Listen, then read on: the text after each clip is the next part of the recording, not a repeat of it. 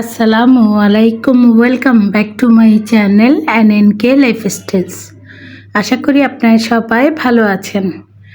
আজকে আরেকটি নতুন ব্লগ নিয়ে চলে আসলাম আপনাদের মাঝে।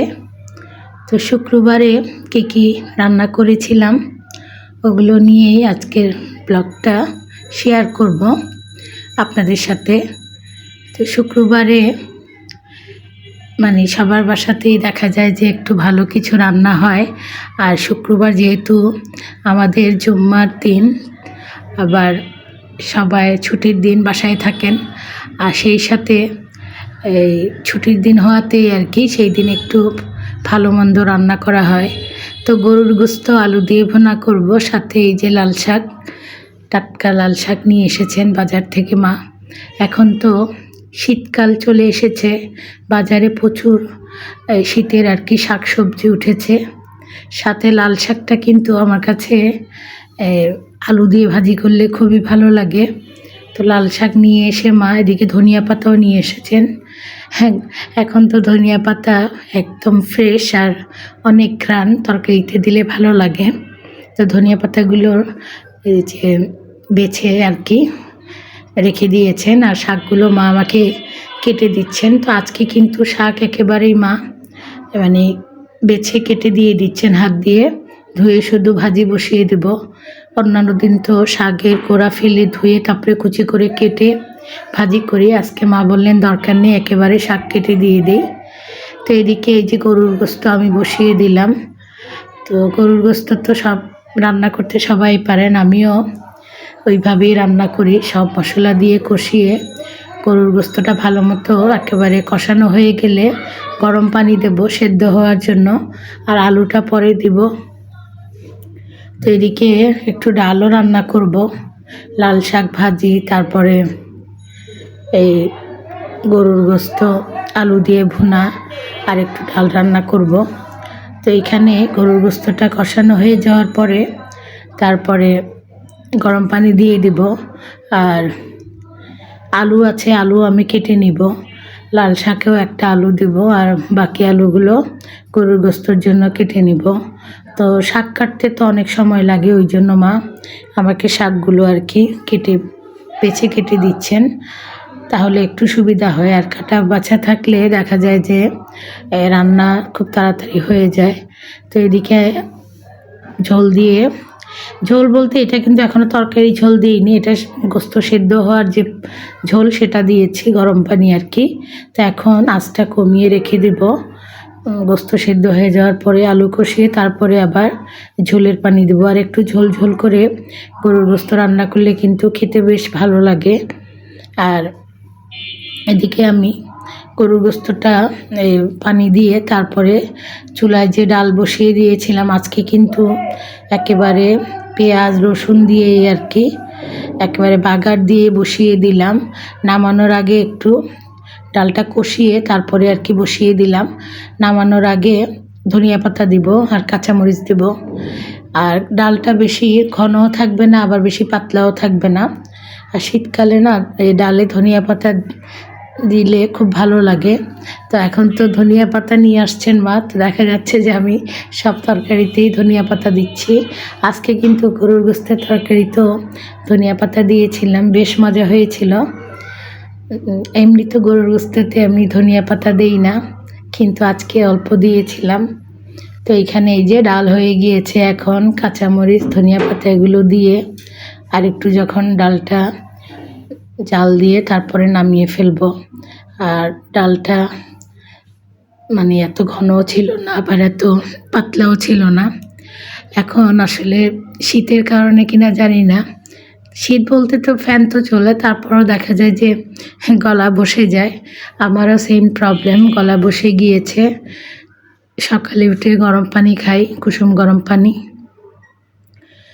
আর ভিডিও তো করা থাকে, কিন্তু ভয়েস দিতেই যত ঝামেলা, ভাঙ্গা কণ্ঠ দিয়ে ভয়েস দিতে হয়। আপনারা প্লিজ কিছু মনে করবেন না। তো এইখানে এই আলু দিয়েও এখন আমি কষিয়ে আবার ঝোলের পানি দিয়ে দেব। আর এইভাবে কষিয়ে আলুও সুন্দর করে ভালো মতো কষাবো। আসলে তরকারি যতক্ষণ আমরা কষাই ততক্ষণ যদি ভিডিওটা করি তাহলে দেখা যাবে যে প্রায় আধা ঘন্টা 1 ঘন্টা লেগে যাবে একটা ভিডিও। তো কষানোর পর্বটা কিন্তু 2বার চলেছে, একবার গোস্ত কষিয়েছি, এখন আবার আলু দিয়ে কষাচ্ছি। এখন ফাইনাল আর কি ঝোলের পানি দিয়ে দেব। তো এদিকে আমার ডাল হয়ে গেল, ভাতও বসিয়ে দিয়েছিলাম, ভাত বলক চলে এসেছে। ভাতটা একটু দেরি করেই বসাই, কারণ রাতে আর রান্না করা লাগে না, যে ভাত থাকে ওইটাই রাতে খাওয়া হয়ে যায়। আর আমি তো রুটি খাই, তো ওই জন্য ভাতটা একসাথেই বসিয়ে দিই, মানে পরে বসাই আর কি ভাতটা। তো এখন তো ডাল হয়ে গেল, এদিকে আবার গরুর গোস্তের তরকারিটাও দিয়ে দিলাম আর কি। এখন আলু সেদ্ধ হয়ে গেলেই ঝোলটা যখন একটু কমে যাবে তখন নামিয়ে ফেলবো, আর একটু ঝোল ঝোল করে রান্না করব।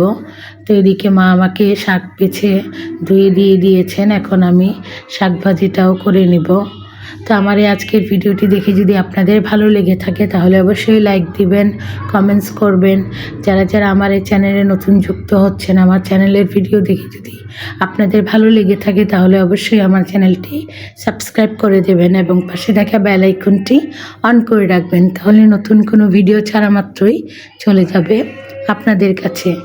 দেশ এবং দেশের বাইরে যে যেখান থেকে আজকে আমার এই ভিডিওটি দেখছেন আপনাদের সবাইকে জানাচ্ছি অসংখ্য ধন্যবাদ। তো যখন ভিডিওতে ভয়েস দেই তখন কিন্তু বাইরে থেকে প্রচুর আওয়াজ আসে। বিল্ডিং কিন্তু আমাদের 3তলা, 3তলার উপর থেকেও কিন্তু নিচে যে ফেরিওয়ালা যারাই আর কি যায় কথাবার্তা শোনা যায়। দরজা জানালা বন্ধ করে দিয়েও যদি আমি ভয়েস দিই দেখা যায় যে সেই আওয়াজগুলো শোনা যায়। তো কি আর করা, কিছুই করার নেই, যেহেতু ভিডিওতে ভয়েস দিব অপেক্ষা করলে তো আর চলবে না। তো ভয়েসের মধ্যে এই আওয়াজগুলো চলে আসে। তো এইখানে লাল শাকটা বসিয়ে দিয়েছিলাম, আর এই হলো আমার ফাইনাল গরুর গোস্তের তরকারির আর কি লুকটা। তো এখানে ধনিয়া পাতা কিন্তু অল্প দিয়েছিলাম, তো এইভাবে করে আর কি নামিয়ে ফেললাম। তো দুপুরে তো রান্নাবান্না শেষ করে গোসল নামা সব করে খাওয়া দাওয়া করলাম। তো ওগুলো তো আর এখন খাওয়া দাওয়ার এগুলো তো তেমন একটা শেয়ার করি না, কারণ মোবাইল হাতে নিয়ে ভিডিও করতে কিন্তু একটা ঝামেলা মনে হয়। আর এই যে লাল শাক যখন বসিয়ে দিয়েছিলাম তখন ভাত হয়ে গিয়েছে, ভাতের মাঠটা এইভাবে ছড়িয়ে তারপরে ছাঁকা দিয়ে আর কি নামিয়ে ফেলবো। আর এইভাবে ভাতের মাঠটা ঠিকা দিয়ে কিন্তু অনেক কাজ করা যায়। তো এটা ছিল সন্ধ্যার ভিডিও। তো আমাদের বাসায় আর কি মেহমান এসেছিল, তো সবাই মিলে আমরা মোগলাই পরোটা নিয়ে এসেছিল, তো মোগলাই পরোটা খাচ্ছি। তো সস দিয়ে মোগলাই পরোটা খেতে কিন্তু ভীষণ ভালো লাগে। তো আপনাদের কার কার কাছে মোগলাই পরোটা খেতে ভালো লাগে পারলে আমাকে কমেন্টস করে জানাতে পারেন। আমার তো গরম গরম মোগলাই পরোটা সস দিয়ে খেতে ভীষণ মজা লাগে। আর এই মোগলাই পরোটাও কিন্তু খুবই মচমচে ছিল, ভিতরে ডিমও ছিল। এখন তো মোগলাই পরোটা ডিমের দাম বাড়াতে মোগলাই পরোটার দামও বাড়িয়ে ফেলেছে। তো এক একটা মোগলাই পরোটা দেখা যায় যে 60 টাকা করে নেয়। তো আমি সস দিয়ে মজা করে মোগলাই পরোটা খাচ্ছি আর আপনাদের সাথে শেয়ার করলাম। আজ তাহলে এ পর্যন্তই, দেখা হবে ইনশাল্লাহ পরের কোনো ভিডিওতে। আপনারা সবাই ভালো থাকবেন। আল্লাহ হাফেজ।